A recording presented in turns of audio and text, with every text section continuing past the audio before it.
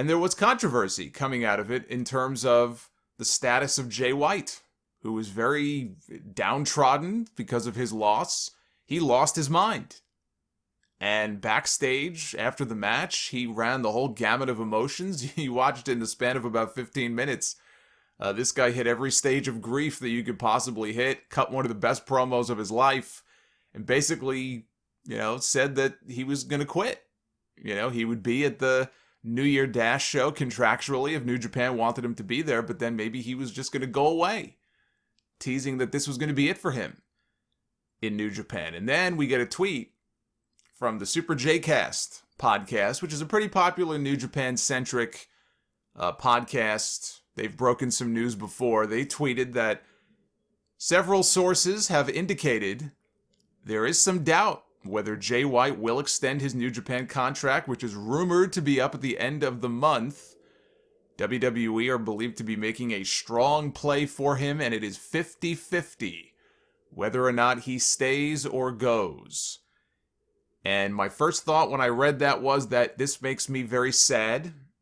I am sad that I have such little faith in WWE to properly use the talent that they have already, let alone new talent that they bring in. I mean, look, I spend far more time watching WWE programming than I do New Japan.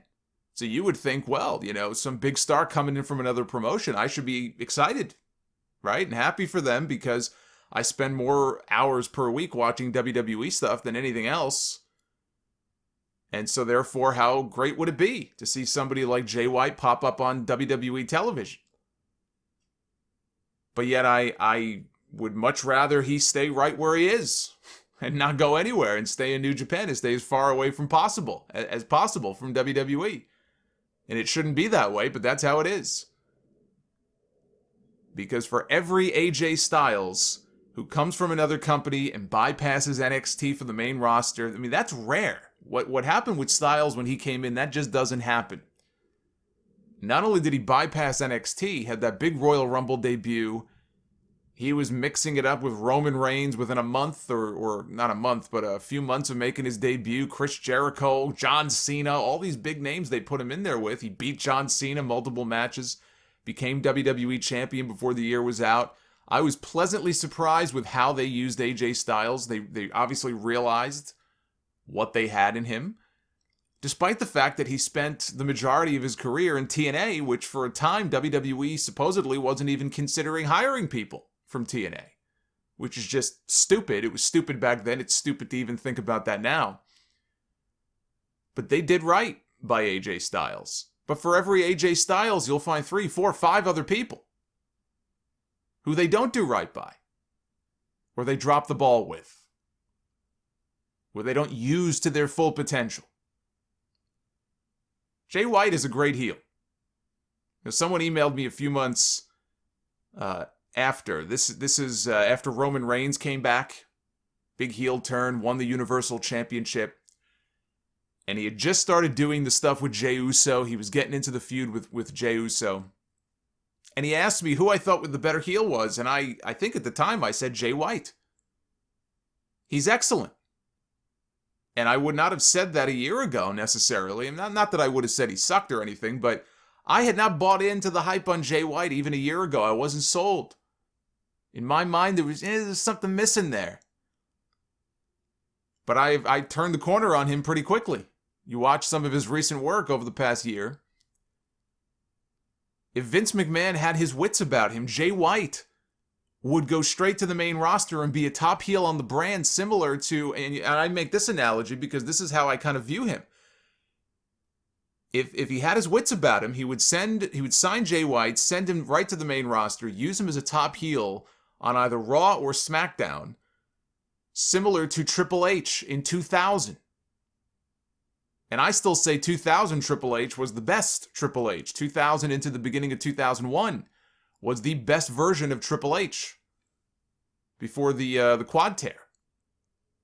That's who he kind of reminds me of. Not just because of the hair or anything like that, but Triple H was a great heel, and so is Jay White. He just knows that character well. He goes out there, he has great matches, whatever box it is that you want to check off. Maybe he's not the biggest guy in the world, but hey, looks like $1 million. He has come into his own, and he could absolutely be an asset to that company. The question is, would they use him in that way?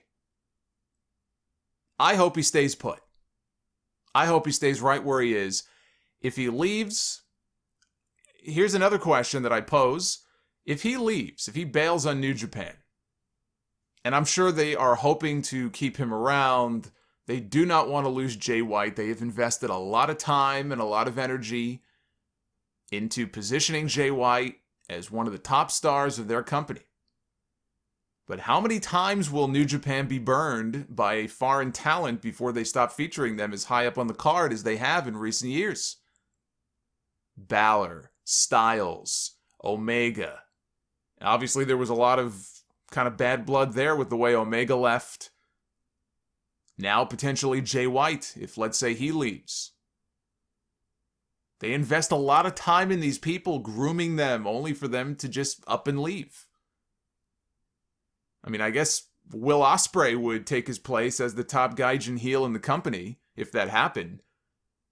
But it would be a huge blow to New Japan. Now, they would get over it, and they would slot somebody else in there, and they would move on. But yeah, it would be a big blow to the company. I don't think he's going anywhere. But like I said before, it's sad that my first instinct is the Darth Vader meme where he's just screaming, "No!" Like, that's my initial reaction to the news. No! I don't like that. I don't like that. But we'll see what happens. I don't think he's going anywhere, though. I think they're playing us like a fiddle. So is he. Yeah, he was liking certain posts on social media and stuff. I see New Japan is still advertising him for some upcoming shows. I don't think he's going anywhere. You ask me. I'll tell you who is going somewhere right out of the company, and that's Marty Scurll.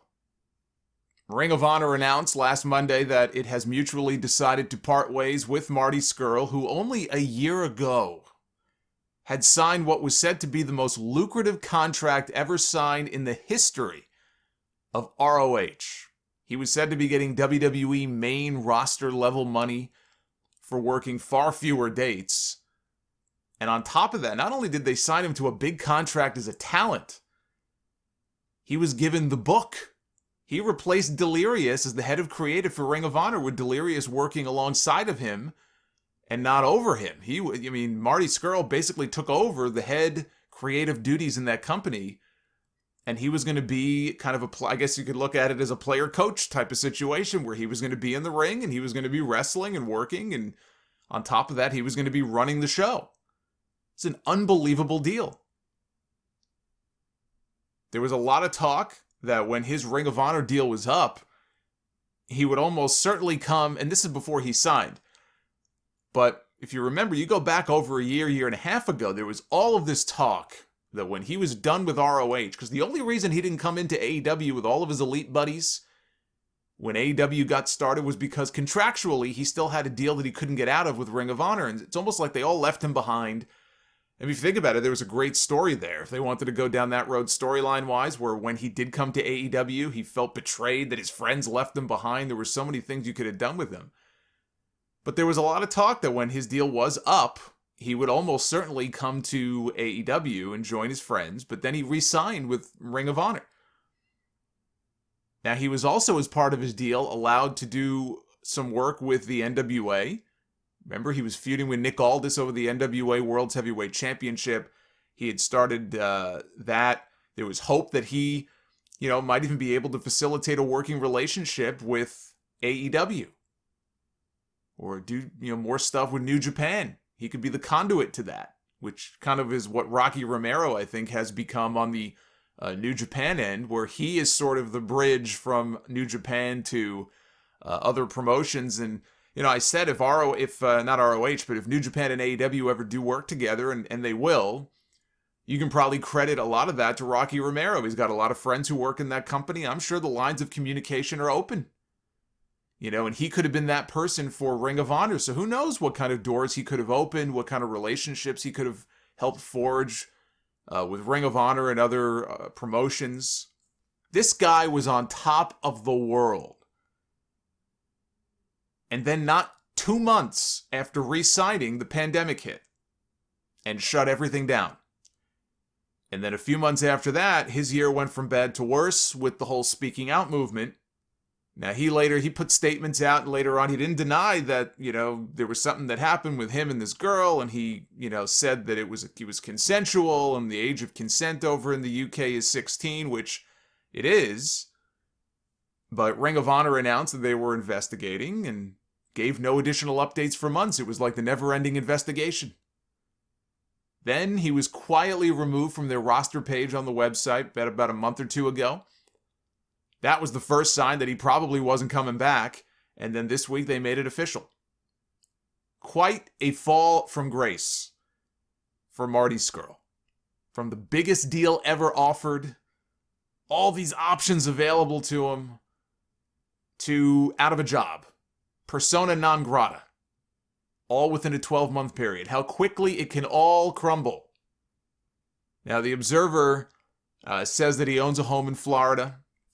And if he's out, and by the way, so does Jay White, I believe. Forgot to mention that.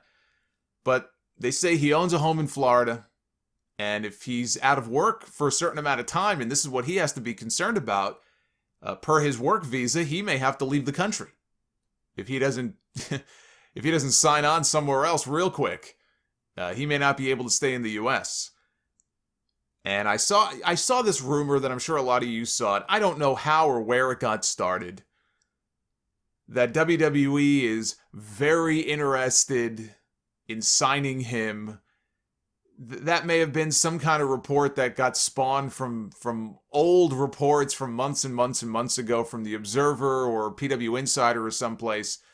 I certainly have not seen that anywhere credible. It does not make any sense considering what this person was released for. The reason the Ring of Honor wanted to part ways with him, it's not because they had some kind of personal little petty disagreement.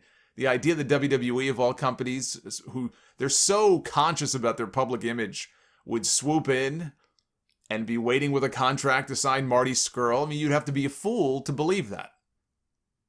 I don't believe that for a second. He is not going to WWE. He's not going to AEW either, I don't believe. So, in this country anyway, I don't really see any viable options for him, at least not until some more time has gone by. I mean, you give it 6 months or a year or however long, and all of a sudden Marty Scurll could be this big comeback story in wrestling. But right now, I don't see any paths for him here in this country. Whether you agree with that or not, that's just the way it is. I'm just telling it to you the way it is. I'm not getting into a whole debate about whether it's right or wrong. I'm just telling you, this guy's name is too toxic right now.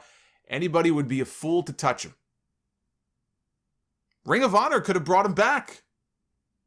As long as that investigation dragged out for, so much time went by. If they wanted to, they had him under contract. They could have very quietly brought him back without much fanfare.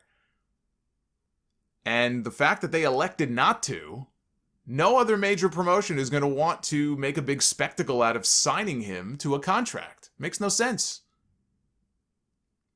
Maybe New Japan will take him back. In fact, that probably is his likeliest destination if he wanted to go back there. They seem to be more lenient with things like this, so I could see him back in New Japan, sure. But the WWE rumors that were floating around this week, don't buy into them.